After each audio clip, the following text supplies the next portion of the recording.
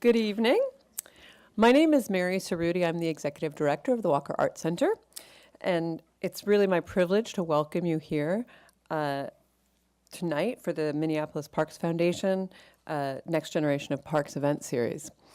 The Walker is really thrilled to host tonight's event and continue its partnership with the Minneapolis Parks Foundation. We really strongly support their mission of transforming human lives through parks and public spaces by aligning philanthropic investment and community vision. And we're really pleased to have you all gathered here to learn more about how they do that. As many of you know, I recently moved here from New York City, so I'm delighted to say that I'm actually familiar with tonight's speaker and the incredible public space that he helped to launch 10 years ago now. I should also add that one of the reasons that I was very excited to move to Minneapolis is its wonderful park system, including the Minneapolis Sculpture Garden, which is just adjacent here. We partner with the Minneapolis Parks and Recreation Board on the Minneapolis Sculpture Garden, and it's a really unique public-private partnership. I would love to introduce Tom Evers, who's the director of the Minneapolis Parks Foundation.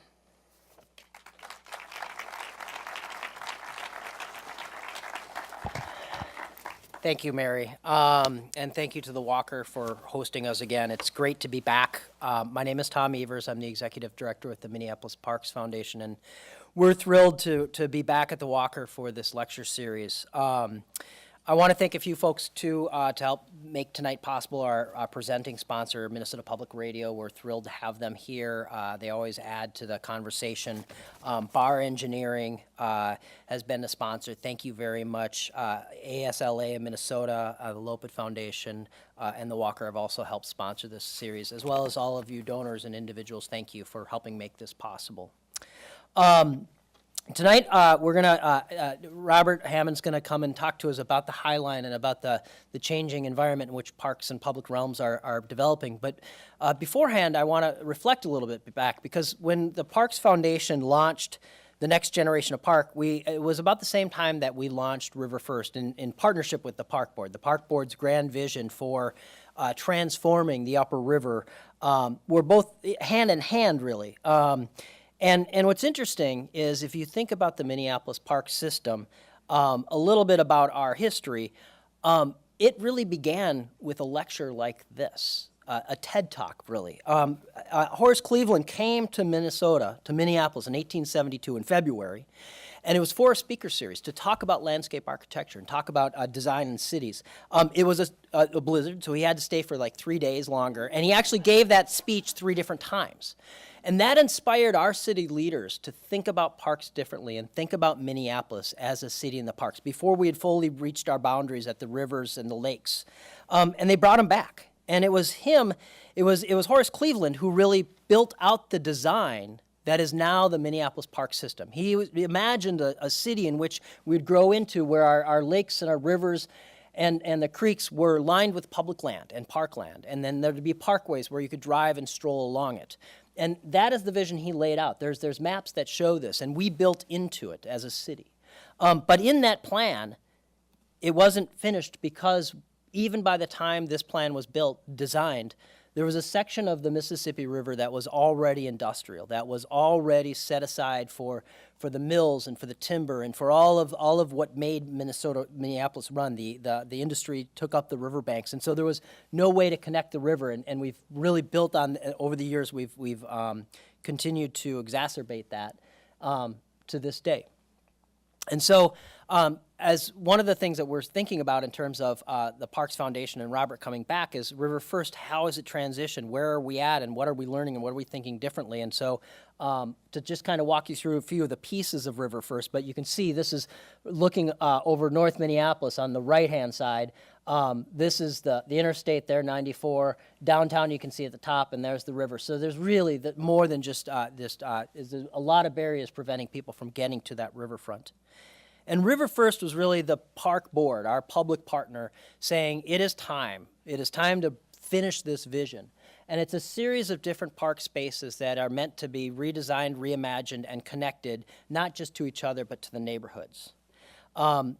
starting with the central riverfront, as we've seen a transformation in this city. That's the Stone Arch Bridge. There was one remaining piece that had not been fully finished, and that was right at the end of the Stone Arch Bridge is a piece of land called Waterworks. It's where our city first drew water for the mills and drinking, and we, working with Park Board, started to reimagine these ruins, to look at them and figure out this is where the old Fujiya building sat, and to think about this differently. How do we create a front step, a place for people to gather and feel welcome?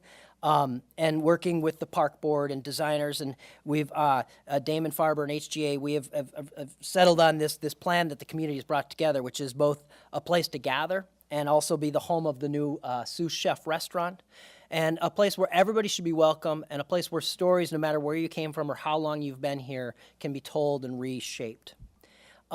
We're in the process this spring where we are aiming towards construction in the next couple months to begin, and this site that you're looking at should be opened by next summer, so we can see 4th of July fireworks from the site. Further, yes. Further upriver is in Old Island. This is Halls Island. You might have heard Halls Island. There was a concert. First Avenue had done a couple concerts in the past few summers ago at Halls Island. Well, there's no island there anymore, or there wasn't. It was filled in at the old, that's Plymouth Avenue there on the bottom. That island disappeared because we filled in the river. Since then, as part of this River First vision was, 10 years ago, it was this idea of let's rebuild an island, which is crazy. That island re-exists now, and the Park Board has finished it, and it is taking, we're now letting the habitat reestablish itself, and what you will see then is, for the first time, a public beach serving northeast Minneapolis on the Mississippi River. So this is underway. It's Graco has contributed to it as part of the, it'll be developed on the back end, and it'll be open as a beach for everyone. As we go further upriver, if you look, the next bridge in the middle there, that's Broadway, and I'm going to zoom in a little bit. That's the old roundhouse. So that's where Ole Olson Park, just past Broadway. Broadway Pizza would be where the bridge is there on the bottom. Our trail system, the West River Trail system, to this day still dead ends right there, and you can't continue up north. And that little orange circle is where 26th Avenue North comes across North Minneapolis. And so part of River First is making sure we can reconnect our neighborhoods in north and northeast to the river. So what you see on the far left is Worth Parkway. And on 26th Avenue, it's a dedicated bike lane all the way across the city, and we're working with the Park Board to create an overlook so that when you get to the river, you don't meet a chain link fence, but you actually meet a view where you can see the eagles and the herons. And the schools, Nellie Stone Johnson and Farview Park, will be connected just a short walk to this spot, and eventually connecting down to the rest of the trail. So from there, you've got a whole 40-mile loop. It's part of that vision. And this is just sort of a glimpse of what it may look like, including eventually our hope is a bridge that using an old rail bridge to cross the river. And then lastly, many of you have probably heard in the news that's happening. This is a big conversation we're having in a community, the Upper Harbor Terminal, which is city-owned land, 48 acres, that is no longer used as barge traffic as a terminal. And so there is a deep conversation, and a lot of what Robert's going to be talking about tonight about how do we make sure we create a dynamic, vibrant space where everybody feels welcome and where everybody can find value and benefit from it. And this is just another, you can see how closely tied it is to North Minneapolis and yet seems so distant. When finished, we're talking about a mile of riverfront parkland and a whole new activated district. And then lastly, before I introduce Robert, I think what's really important is one of the lessons the Parks Foundation has learned in this process of moving River First forward and partnering with the Park Board. And Al Bengora, our new superintendent, is here in the room, and I'm thrilled to keep working with him. Welcome, Al. It's not just about what we put on paper as a plan and a design. It's really about engaging the community, working with folks who've been to these lectures in the past couple of years. You've met some of the Juxta kids we've been working with. For us, it's getting some kids who've never been on the river and realize the Mississippi River is out their back door and it's part of their future and part of their story. So really making sure that they're part of that as well. And then when we're finished, we complete that legacy that was created. This is really what the challenge of the times are. 8 years ago, it was really about design and innovation, and it still is. But it's more, it's layering. It's really about how do we continue to add add value to neighborhoods through parks and equitably without displacing those who live nearby? How do we make sure that all the voices are in there? And this is one of the most vexing questions facing the public realm. And so with that, I am really thrilled to introduce Robert Hammond. He has been one of those leading thinkers about public space. When he started, he is an artist by training. He saw a space in New York that really could be so much more and started asking questions. He went to community meetings. He started to meet people who had shared a vision, and just through the force of imagination and connecting and thinking about it, created what is now one of the most dynamic public spaces on the planet. It is not too often, or often you hear the phrase, "This is the next High Line." Well, the High Line itself is an extraordinary space in New York City that has really changed how people see that part of the city and how they see and interact with each other. And just like we are in this city experiencing some of the tensions that go with creating new public spaces, Robert Hammond and the Friends of the High Line are also experiencing some of those challenges. So with that, I'm thrilled to have Robert come up and give a presentation and talk about it. And then when he's finished, he's going to, Brant Williams with Minnesota Public Radio is going to engage in a conversation where we can get the question from you. So I'm thrilled to have you here. Thank you for coming. And I am thrilled to introduce Robert. Thanks. Thanks for having me. I came to Minneapolis the first time 9 years ago, and I was just so impressed. I feel like New York has a lot to learn from y'all. Y'all have an envious park system that is actually well funded. I know you probably need more money, but that you have dedicated funding is an example I think we could take from. So I'm going to just give a little bit of history of the High Line, and then talk about some of the issues that we're facing and how we're thinking about it, and then a little bit about some of the work, because we still have one more piece to open. So just to orient you, how many people have been to the High Line? Great, wow. Well, it's not going anywhere, so plenty of time. So the High Line was an old elevated rail line. It runs a mile and a half through Manhattan. Originally, the trains ran down on the street. Actually, this is out of order. It looked like this, and it was called Death Avenue because so many people were run over by the trains that they hired this guy, who became known as the West Side Cowboy, to try to get people, to save people's lives. I guess he wasn't that good. People were killed often, and so they elevated it. This is a picture taken in 1934. When it opened, you can see the trains running over here in the corner still. And it was never a subway, it was never an old L, it was always a freight train going through the manufacturing heart of New York.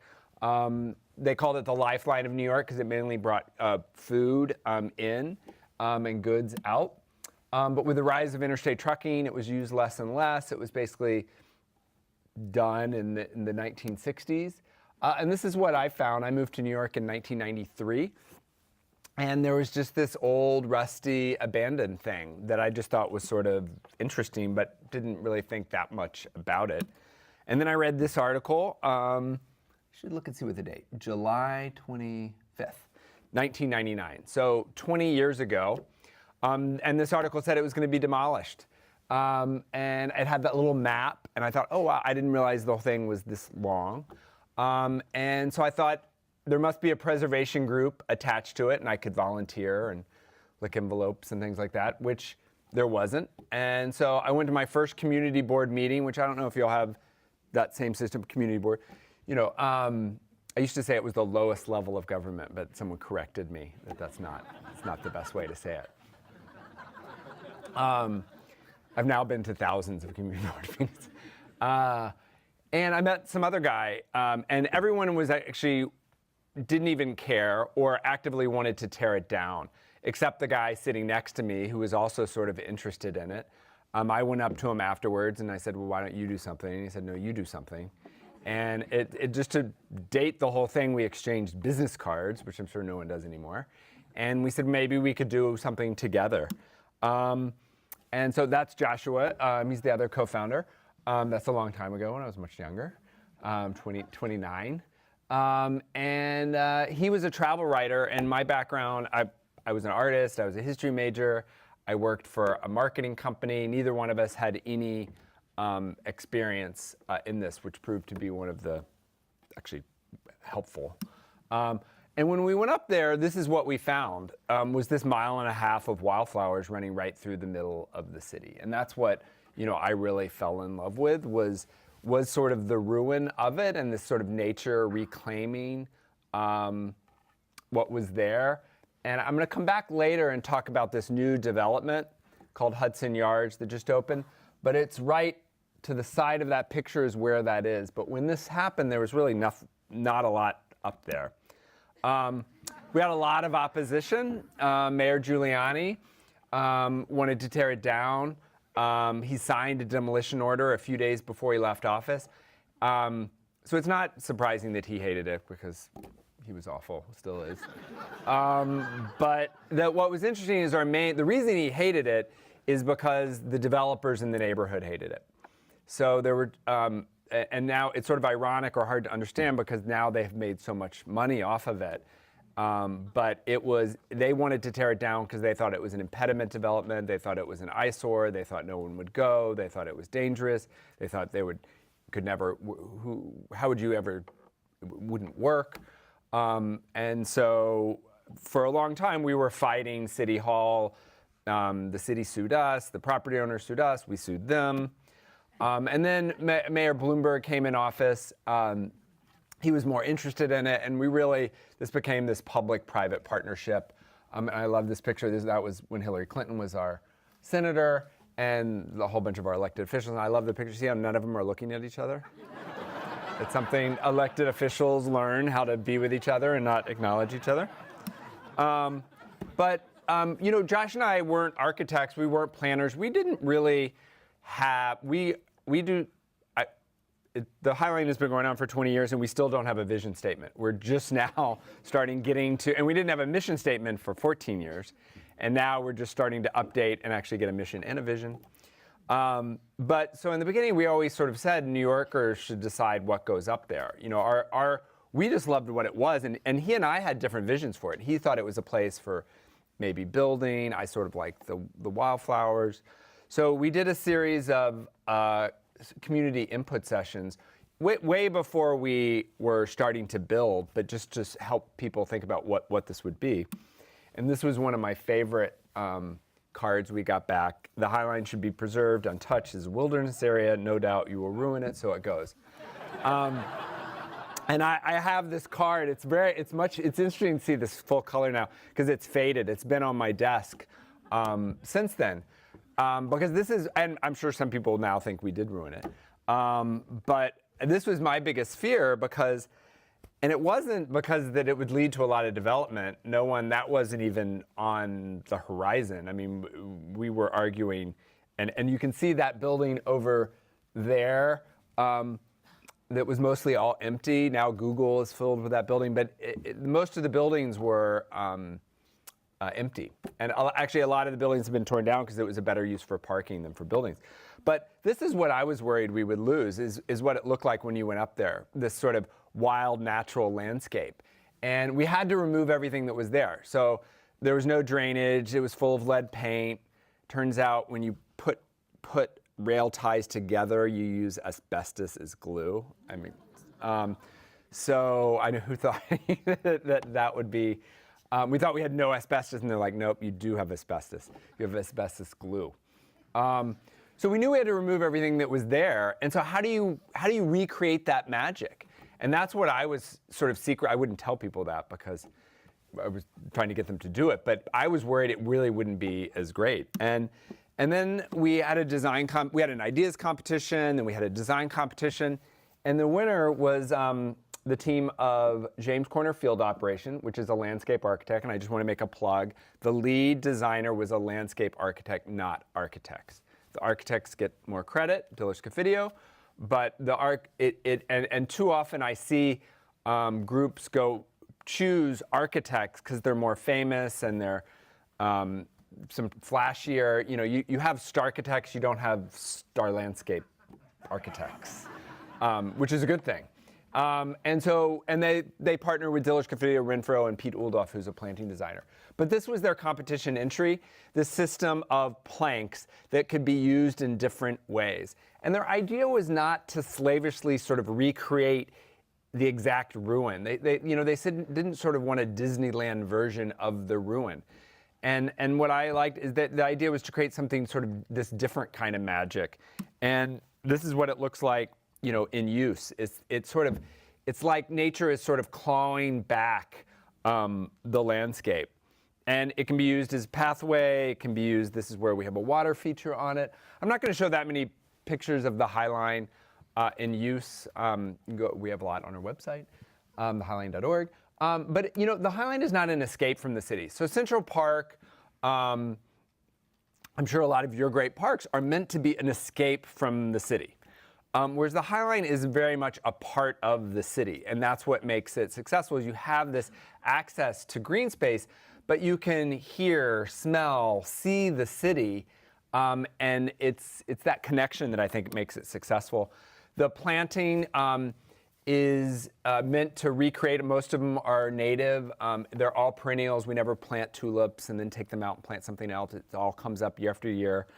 Designed by Pete Uldoff, who picks a lot of his plants for what they look like when they're dead. He has a quote that brown is a color too. And that those, he feels the best time of year is actually in the winter. When the plants have died. He picks some of his plants specifically for what they look like after they're dead. So it's proven to be far more successful than we could have ever anticipated. And honestly, we were talking with some park advocates here, and I admitted that my main concerns when we were trying to get this built was innovative design and economic development. And I didn't personally care that much about economic development, but that's what our city partner wanted. That's why they were going to help get this done, is for economic development, to increase the tax base, and so the city gets more money in taxes. That's happened more than we could have ever expected. This is a list of almost 100 different developments that have happened since the High Line was built. The biggest is something called Hudson Yards. So it'll eventually be I got it wrong, I said yesterday, 12 million square feet, 18 million square feet of development. So you take all the Class A office space in Houston and double it, it's going to be in this very small space with the High Line ringing around it. This is what it looks like. That's actually a building by Zaha Hadid. Those buildings are 100 stories tall. So there's multiple buildings that are taller than the Empire State Building. It's anchored by a mall. The developers like to call it the Shops, but it's really a mall with a Neiman Marcus on the top. It just opened last week. And this is the largest real estate development in the United States. It's also anchored by this thing called the Vessel. Very polarizing in New York right now. It's sort of a giant stairway. People have called it a stairway to nowhere or a social climber. Some people say it looks like a bed bug. But the issue, it cost $250 million. So it was not paid for with public funds. It was paid for by the developer to be an attraction. This is actually my picture taken last week. When you go in it, it's this network of stairs. But, some people feel it's just not the right, I don't know. That's a whole nother talk, is the pros and cons of the Vessel. I liked it much better when I was in it than I thought I would. It actually is. The experience of seeing other people was really interesting. It's designed by Thomas Heatherwick. And that's not all that's happening. Sort of Manhattan is almost like tilting to the west side. The Whitney opened at the base of the High Line. The Shed, which is a new cultural center built from the ground up, is going to open in 2 weeks. Down in this corner is called Pier 55, built by Barry Diller, also designed by Thomas Heatherwick, which is a new performance pier. So again, this economic impact, one of the reasons, again, the city did it, is that it would increase tax revenues. Now we calculate that the city will see about $1.5 billion in new tax revenues, specifically related just to the High Line. And the High Line has been built in phases. Now, the issue for us is we almost get no city funding. And as the High Line has expanded over the years, when I first came, we had just opened Section 1. Now, in a few months, we're going to open the last section. So that's one of the issues that this success has had for us, is it's made it more and more expensive to operate. We have about a $17 million budget and get a few $100,000 from the city. Sorry, my slides are a little wonky, or the font is. The other thing, in just terms of this kind of over success, and someone at this talk made a good point of what is your definition of success, because some people wouldn't see this as success, but just in the sheer volume, we thought we would have 300,000 people a year come. That's how many the Whitney or the Guggenheim used to get. Last year we had 7 million. So putting it in perspective, that's about what the Metropolitan Museum gets. The most visited museum in the world is the Louvre, that gets 8 million. Now, the Met is 40 times our size. We're actually a very small space. So you put that many people in a very small space next to planting beds that are not guarded by rails, and it's a real issue for us, a huge maintenance. It makes it very expensive to operate. The other issue is this was built by and for New Yorkers. Now it's increasingly more and more tourists. Now the good news is every year more and more New Yorkers come, but that's a problem for us because our supporters are New Yorkers. That's who it was built for. But as the number of tourists grow, that becomes a real issue for us. The other issue is on the social front. So there's most people think of the neighborhood as a very wealthy neighborhood. Actually, still even today, about 60% of the kids in the neighborhood are on a lunch program. There's 2 large low-income housing projects. Next to the High Line, there's also what we call a NORC, a naturally occurring retirement community, called Penn South. That's where I met my other co-founder at a community room there. And we did a lot of outreach. We actually had our offices in a settlement house there. And we did a lot of community input in these communities. But when we opened, no one was coming from there. And when we surveyed people there and said, what do you think of the High Line? They said, we don't come because 1, it wasn't built for us. 2, we don't see people that look like us. And 3, we hate your programs.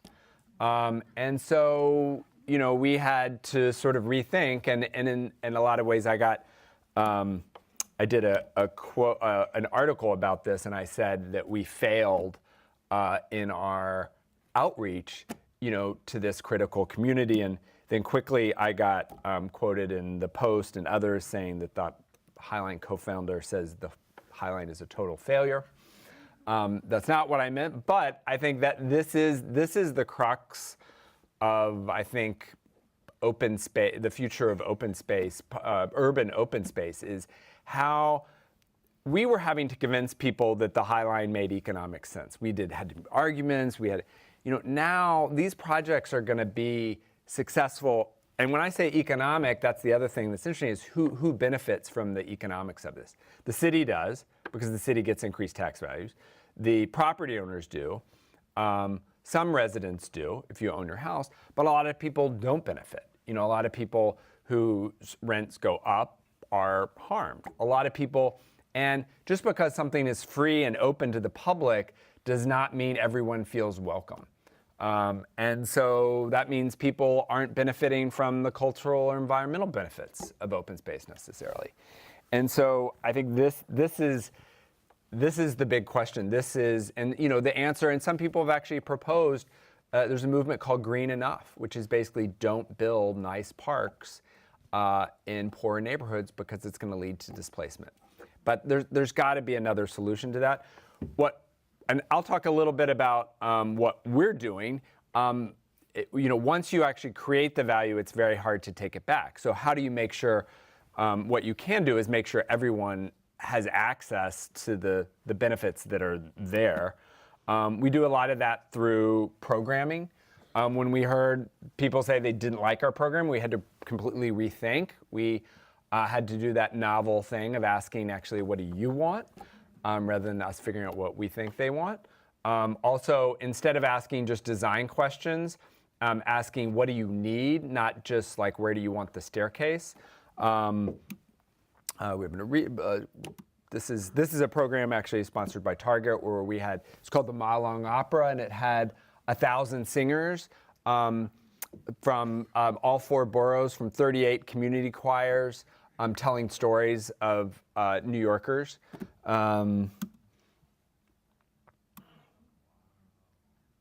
Yeah, and it's actually Target sponsored. You can see a video experience of it. Do a lot of family programs, educational partnerships, teens. We employ teens to create their own programs on the High Line. Civic engagement, involvement, participatory budgeting. It's helped.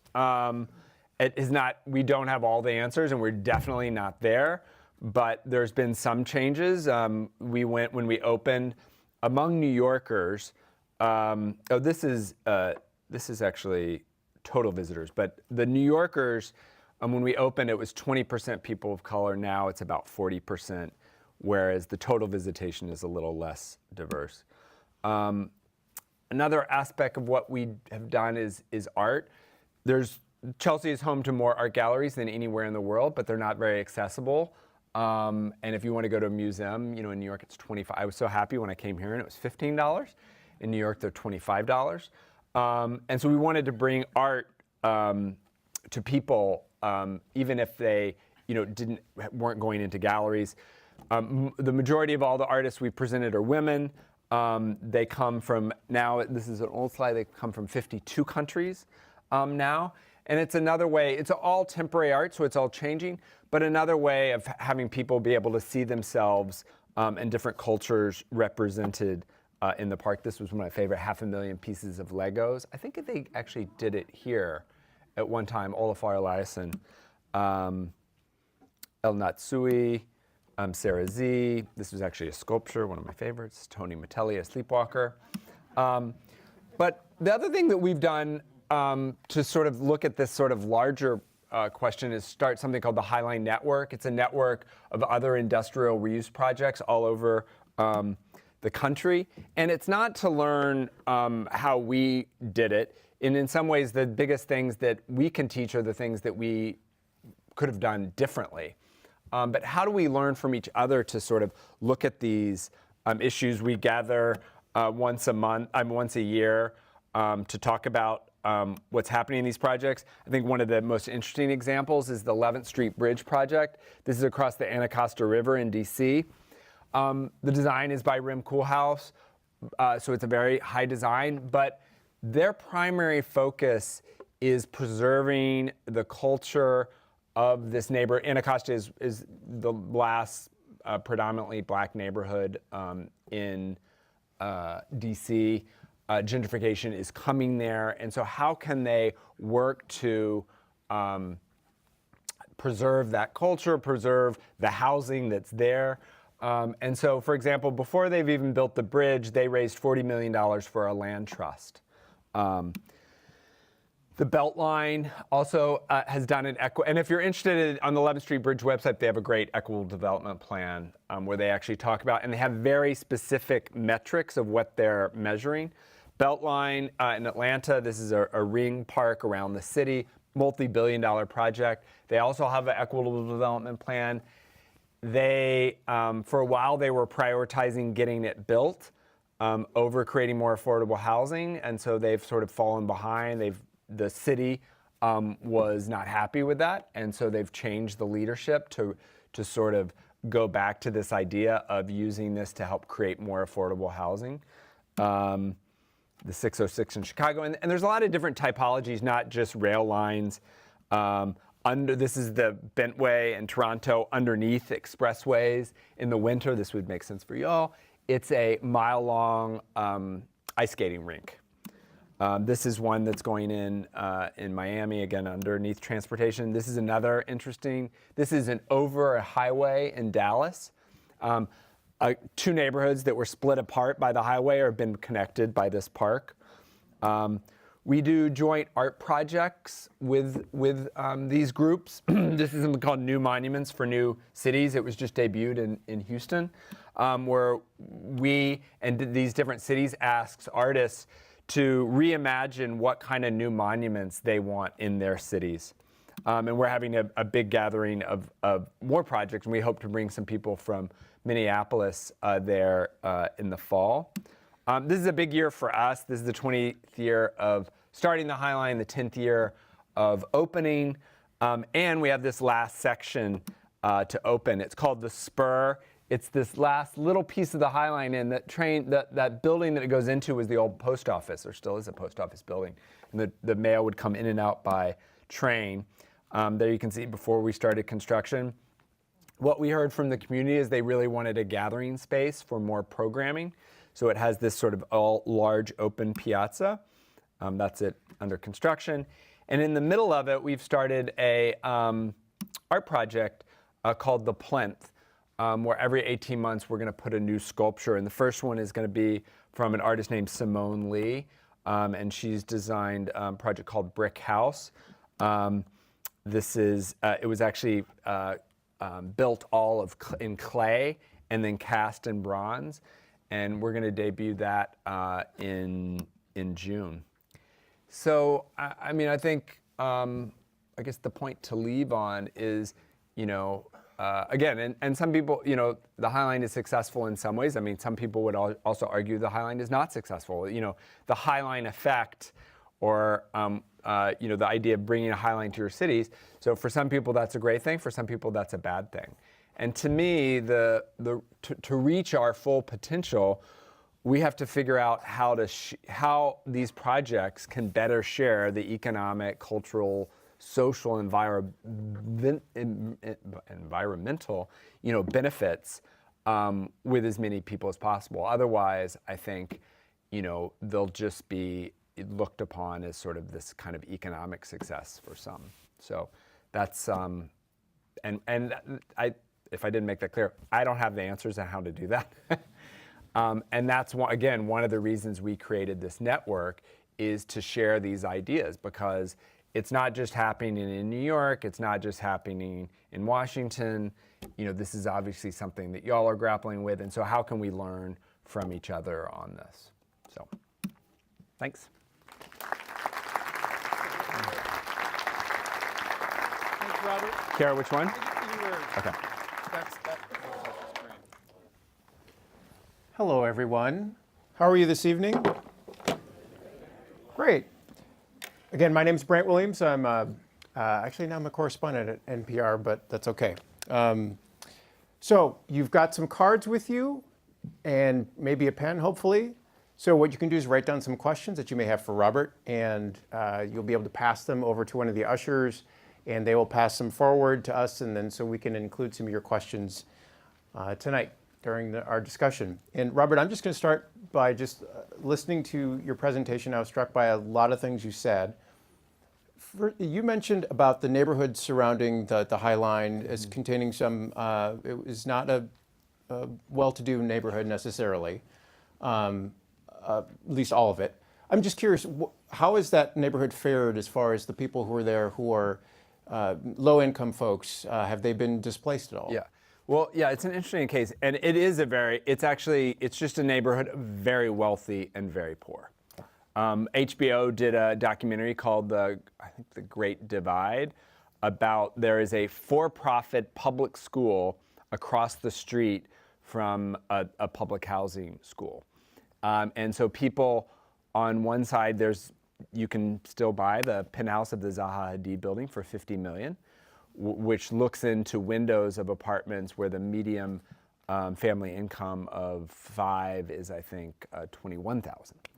And so you have this great divide. Now, there's not as much displacement because the displacement of the people that have been pushed out is more of a upper middle class, people that were paying $2,000, $3,000 a month in rent, and now it's $4,000 or $5,000. But the majority of the low-income residents did not leave because they were in public housing. Now, how they were affected is the stores they used to shop in are almost all gone, and they haven't benefited from the economic development. So people are not hiring them. So even though there's an influx of jobs, they're not getting them. Right, right.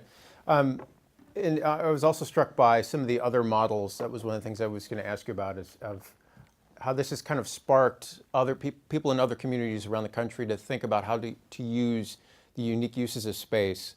I'm curious, just tell me some more about when people started coming to you and saying, hey, do you think we can do something like this in our city? How did you respond to folks? Yeah. I mean, people think that the High Line has caused these, or these projects are inspired by the High Line. I think that the reason the High Line has worked is because of the trends that are happening in cities all over, is that even when we started the High Line, there was this fear of cities failing. You know, we were sort of born out of 9/11, and New York lost, 50,000 jobs in a few weeks. People were worried people would leave, move to the suburbs. Now we don't have that. You know, cities are overly successful. I mean, that's the new problem. And so people are coming back to cities. So there's such demand for open space that they can't just be parks. They have to do double, triple, quadruple duty.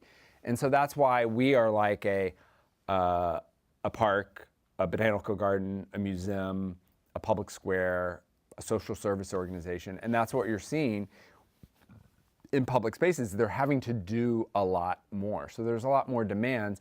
And that's what's generating these sort of interesting, I think, projects. And the only spaces that are left in cities are the edges, the remnants. I mean, your industrial waterfront, underneath highways, over highways.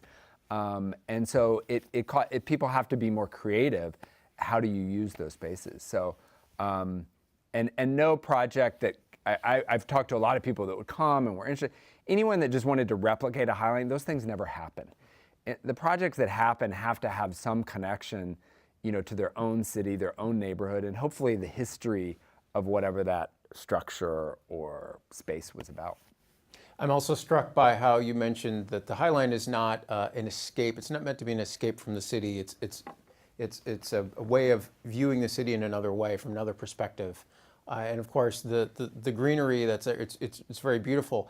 I'm curious about what it's like in the winter. I've not had a chance to visit the park. Do you get a lot of visitors in the wintertime? Yeah, we used to not. Now we do. Because it's still the city, you still get the same experience of the city in the winter. And again, a lot of the grasses, Pete actually he's Dutch, but was inspired by prairie grasses. And so a lot of his palette is these prairie grasses that he thinks looks better in brown and yellow than they do as green. And so by the end of the winter, once you get a lot of snow, it gets matted down.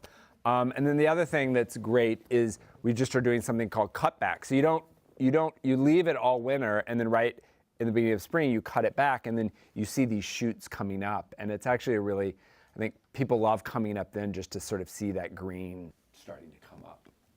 Right. I was looking at some of these other models of these other parks around the country, and I believe it was in Canada that had the having a skating park, as a matter of fact. Yeah. It seems like perhaps the theme is it's like using what you got. If you've got like with the Riverfront, an abandoned elevated rail line. I'm wondering if you have like any advice for folks who, again, are maybe in a situation where they're in a low-income area, they're in an area that is underdeveloped. Just maybe some way to inspire folks to flip the script on surroundings. Maybe it doesn't look like much, but there's more there than people may realize is there. Yeah. I mean, that's why it has to come from people in the neighborhood of what they want. I think the other issue, the High Line gets a lot of, and we talk a lot about design, but a lot of the issues that are coming up around these spaces are really policy issues, because the design is not, you want a design where people feel welcome or they see themselves in there, but the design itself is not going to inherently benefit people economically. And so that's really has to be done through policy and zoning. So if you want people to benefit from the economics of these projects, that has to be done through city policy. And that's the point we're trying to make with the network is cities want these kind of high lines, which is great. They want the increased property taxes, but you also have to look at the social implications. And again, you can't do that. And what most people do is, oh, well, let's get it built, let's get it done, and then sort of we'll deal with that. It's sort of too late. Once you create the value, you can't capture it back. So that, and again, that's why I keep going back to this 11th Street Bridge project, and it wasn't the city, and the Beltline was actually somebody's senior thesis, but pretty quickly, the city took it on and decided, okay, this is going to be our sort of major economic development tool.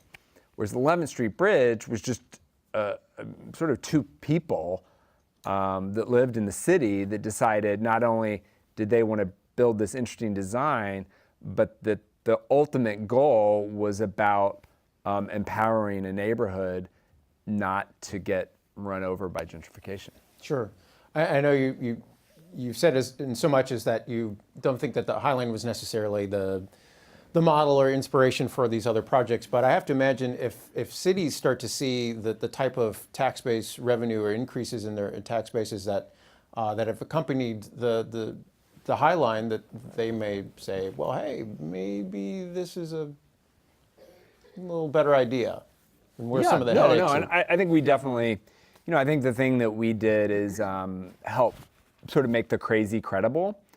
Whereas now I think a lot of these projects happen quicker because people have seen the success and people go like, okay, when you say, oh, let's build a park under a highway, it doesn't sound that, it's been incredibly successful.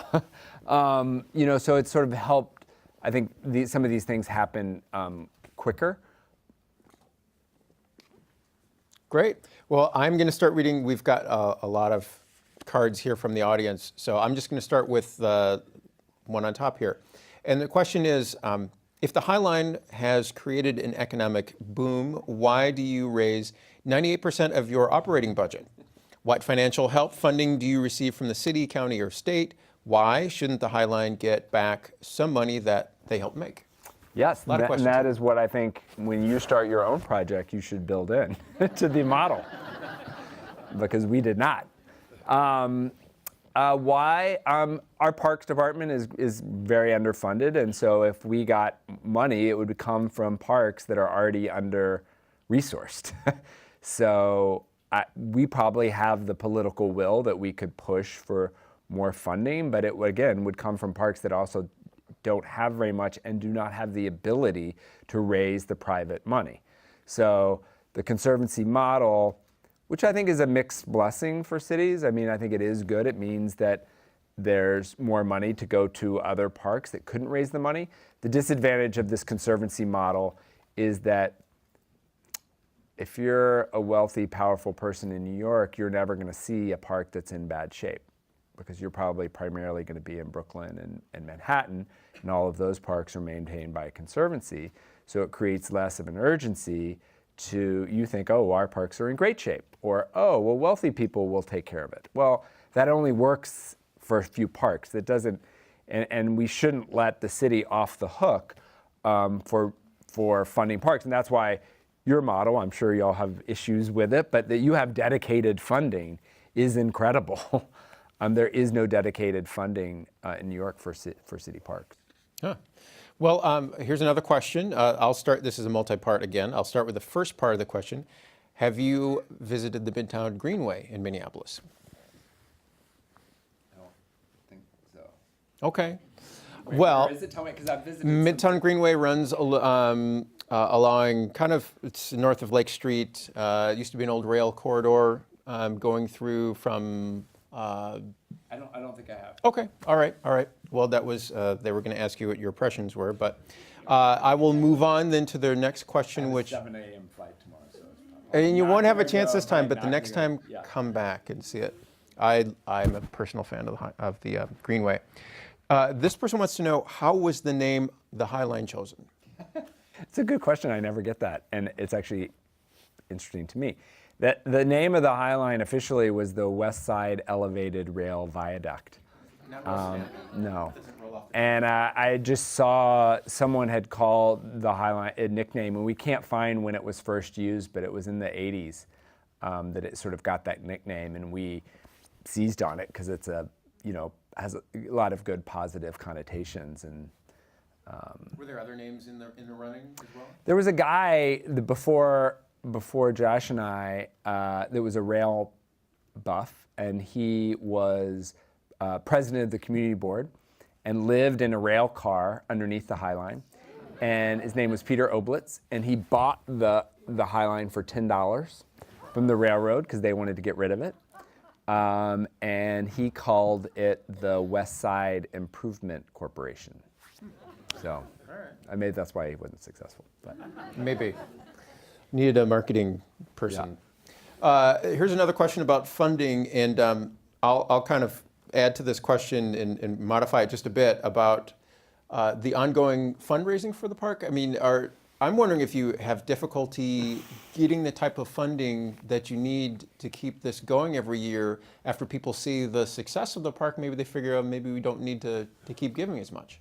Yes, that is a real issue, and most people don't realize that we pay for the majority of it. That's the biggest piece, is how do you educate people that we need support to keep doing it. It's also harder. The way a lot of people become members of things is, you get free admission, where our product is always free.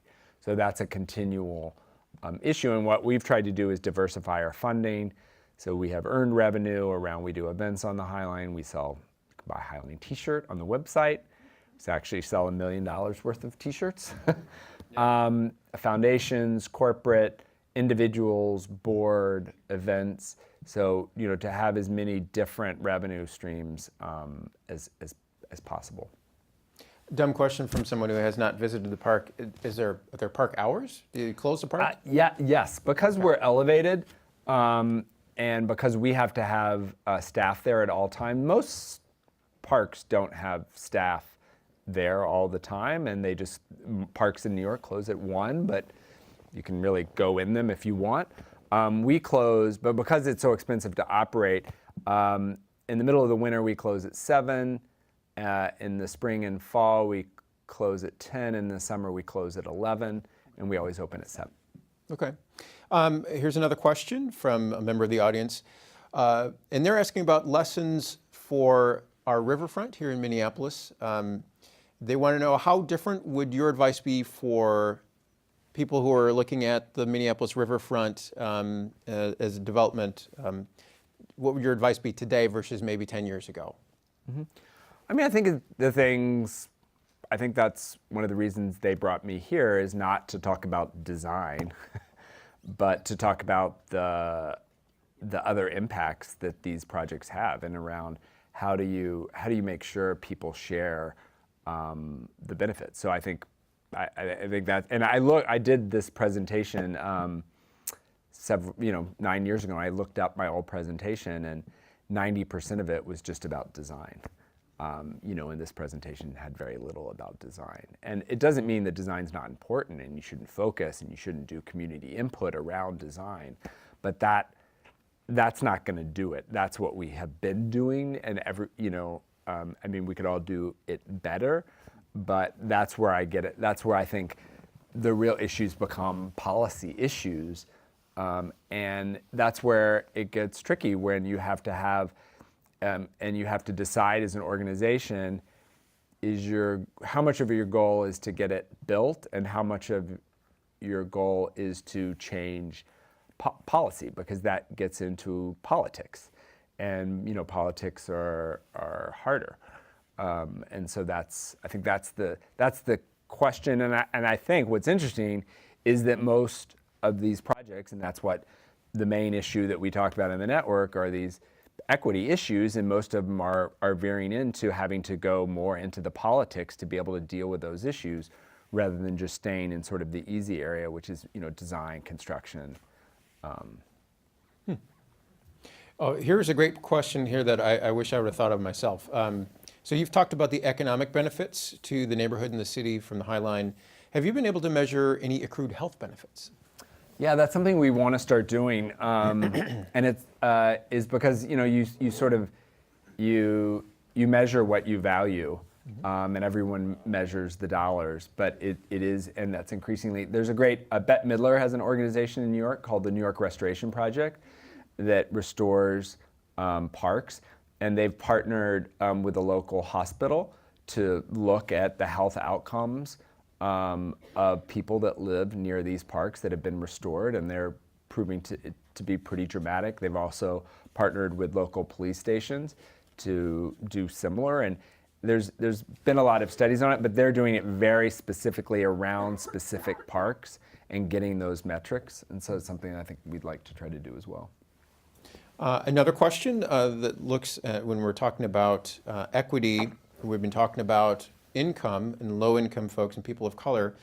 How do you plan, or have you considered removing barriers to include the disabled and elderly visitors to the park?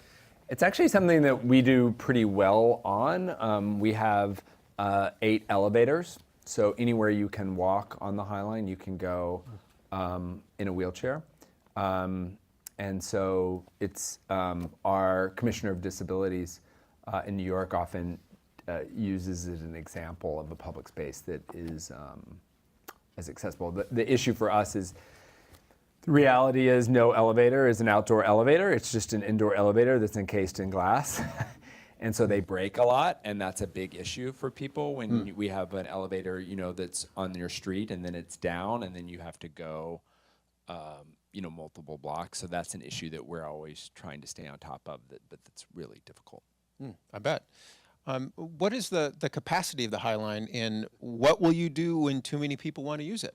Yes, that is something we think about a lot. I don't think I've ever got that question. It's about a little over 7,000. And so we have a whole group of staff called our visitor services staff that deal with that issue. We're technically a building, so we have a fire code capacity, and that's why we measure how many people are coming up there very carefully. And we really skate along that number, but we're concerned with the opening of Hudson Yards that is going to change things. And so we're looking at how do you deal with that. It's very difficult, and it's a problem not that many parks have. Most places have it, they charge admission, and so they can charge more admission, and that can regulate, or they have time ticketing. We're looking, the people that have dealt with this are some European cities, like Barcelona and Venice have some of these issues, so we're sort of looking there for how they're addressing it, but it's going to be a big issue, and that train is heading toward us. Sure. Here's a question about your design and landscaping. Somebody asked, I was struck by this first question. What's happened to your wildflowers? The High Line has been criticized as being too designed, too formal, too high design, which increases the maintenance costs. And so what's your response when you hear that? Well, the actual hardscape design is not very expensive to maintain. So what is considered a high design isn't, these are concrete. The planking system is basically like a series of parking curbs in 12 different shapes that are used in different ways and have held up really well.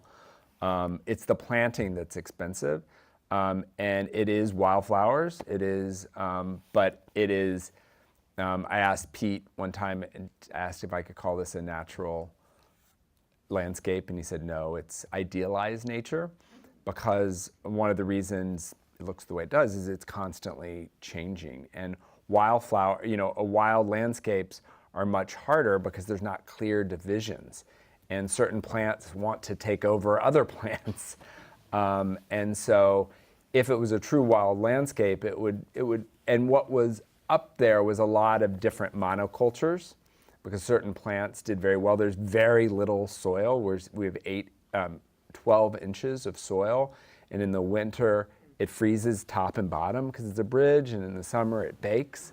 And so if we didn't maintain that landscape, a few species would primarily take over. So, speaking of the wildlife, we had a question about some of the the wildlife that does inhabit parts of the High Line. And so they just want you to talk about the birds, pollinators, amphibians, other wildlife that have been observed at the High Line, and wondering how, excuse me, the effects of also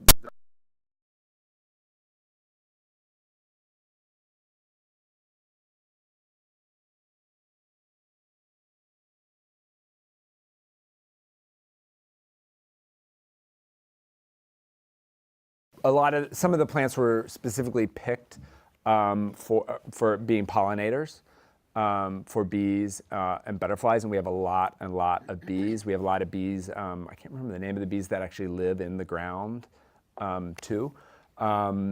We have a lot of birds. I mean, my favorite is there's these grasses that the birds can land on, and the grasses come down and they eat them. We have hawks that have come down and taken other animals. Sadly, we have field mice, which is the reason it's sad, is because they're really friendly and people want to play with them. And, and so that's an issue for us. But literally the mice will also climb up the stalks, and they're so cute. They're just like little round things. The most exciting, we had a boa constrictor that was living in our compost pile. Someone had obviously, wanted to get rid of it.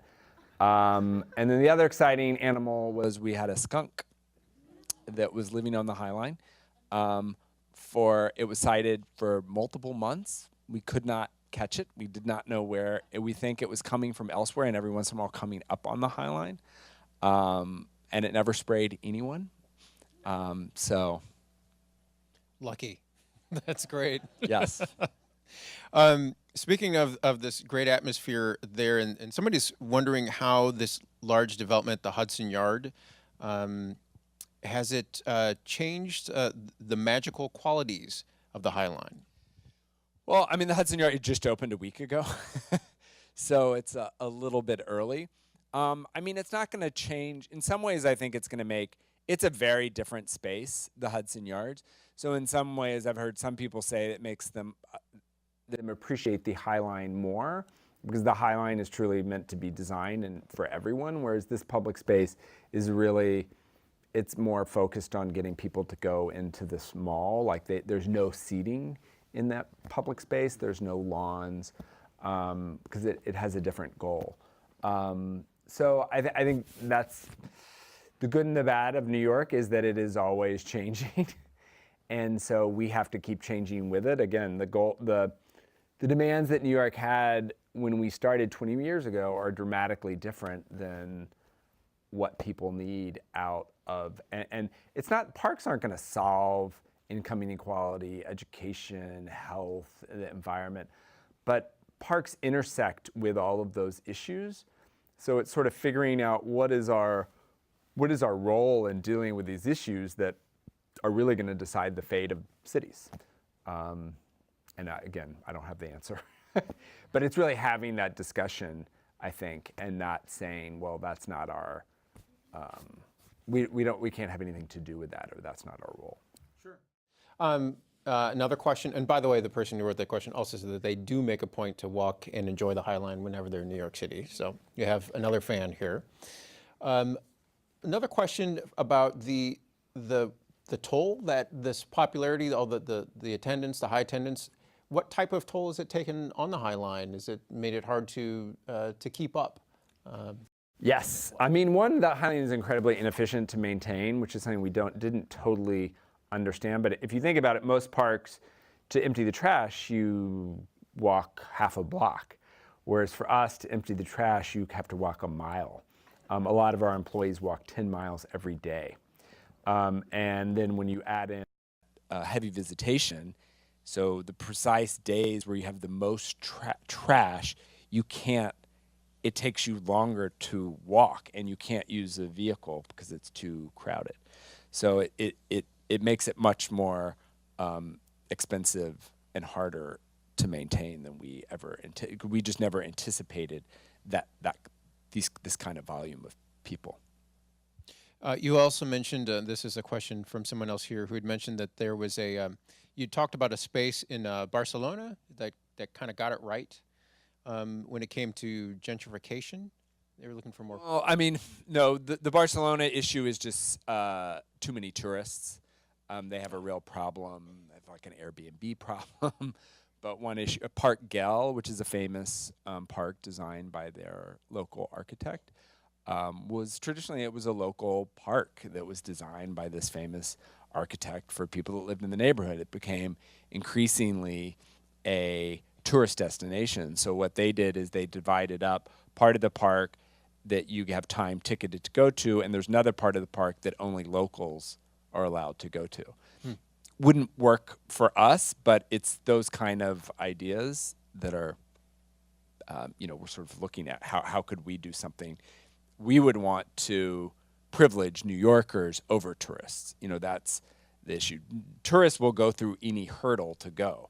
Whereas if you did time ticket, no New Yorker will ever go to the High Line again because they're not going to bother. So.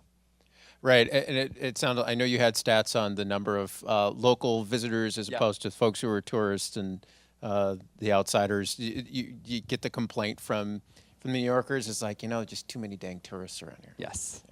Yeah.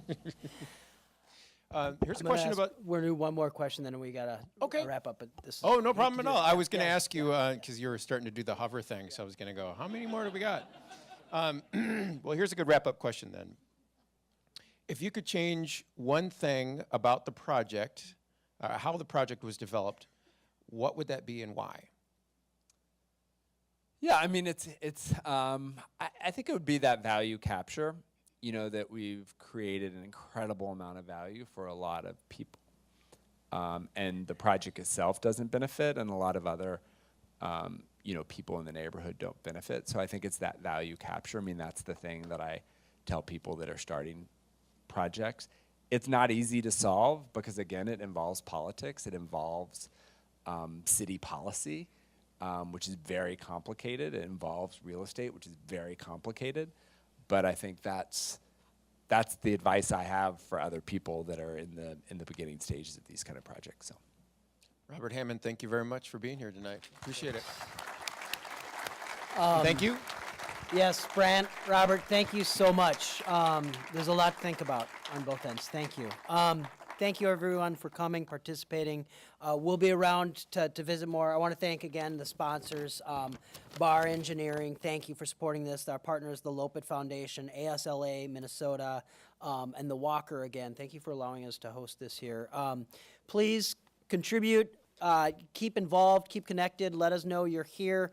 And we'll have another one. The next generation of Parks Lecture Series event is on May 7th, I believe, with Robert Czar, and that'll be at the Trailhead in the Worth Park, talking about how parks and health, that conversation about parks as medicine. So thank you all so much for coming. It's great to see you, and come back again.